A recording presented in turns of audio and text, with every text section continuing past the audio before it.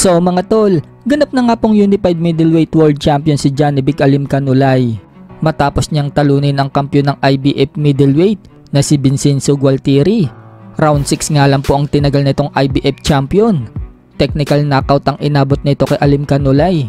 Dalawa na ngayon ang hawak na titulo ni Alim Canulay mga tol, ang WBO at IBF. Sa kabilang banda naman mga tol, naibalita nga po natin sa previous vlog natin na nagwagi itong si Tim Shu at nadepensahan sa unang pagkakataon ng titulo niyang WBO Super Welterweight dito kay Brian Mendoza sa pamamagitan ng unanimous decision, at nakatikim nga po na matinding bugbog itong si Mendoza.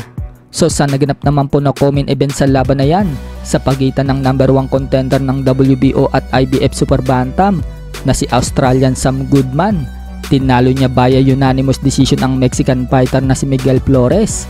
At pinabagsak pa nga ito ni Goodman sa round 8, pero natapos nito ang laban mga tol hanggang round 12 dahil sunod-sunod ang panalo ni Sam Goodman mga tol at nananatili pa rin siyang undefeated.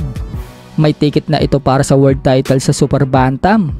Maaaring makalaban ni Sam Goodman ang mananalo kay Inoue versus Tapales, naggaganapin sa December 26. Yan ay kung iutos ng sanctioning bodies na ipalaban siya.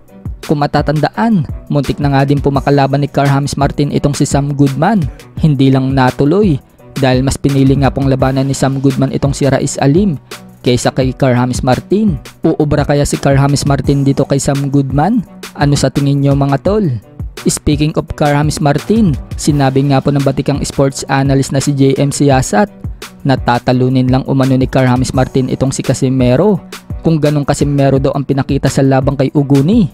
So kung si Martin ang makakalaban ni Casimero at ganun ang kondisyon na ipinakita ni Casimero kay Uguni kung saan mabilis itong napagod, siguradong mananalo daw si Martin. Ano ang sa inyo dito mga tol?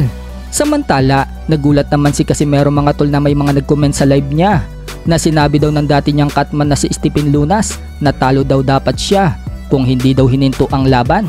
Kaya naman napareact si Casimero mga tol at napasabi na lang, isang suntok na lang daw ang kalaban, talo na daw dapat yun. Ani pa Casimero mga tol, baka naman daw ginagamit lang ng mga nagko-comment sa kanya ang pangalan ni Stephen Lunas. So mukhang hindi nga po naniniwala si Casimero mga tol na nasabi sa kanya yun ang dati niyang catman at kumpare niya. Sabi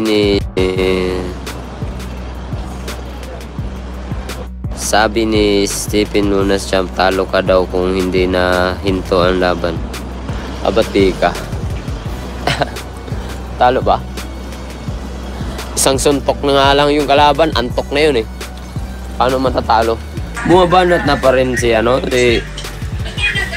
daming kumi dito eh. Sabi daw ni Stephen, talo daw tayo. Paano natin talo? Sila ang talo. Kayo wag niyo gamitin yung mga pangalan ng mga tao dyan. Samantala, ito naman po ang nasagap nating balita mula kay Stephen Lunas. May payo nga po siya kay General Casimero at kapatid nitong si Jason Casimero. Huling payo ko sa magkapatid, focus na kayo sa laban, huwag na kayo sumali sa katoksikan. Jason, alam mo yan ang gusto ni Jose de la Cruz. 5 taon tayo magkasama pare, binibigyan ko pa rin importansya yan, kumpare pa rin tayo. Good luck sa'yo, Jason. Gamitin mo to, kung magpapadala. Kahit binibigyan ka ng gamit ng mga yan, alam mo tama't mali Jason, makinig ka.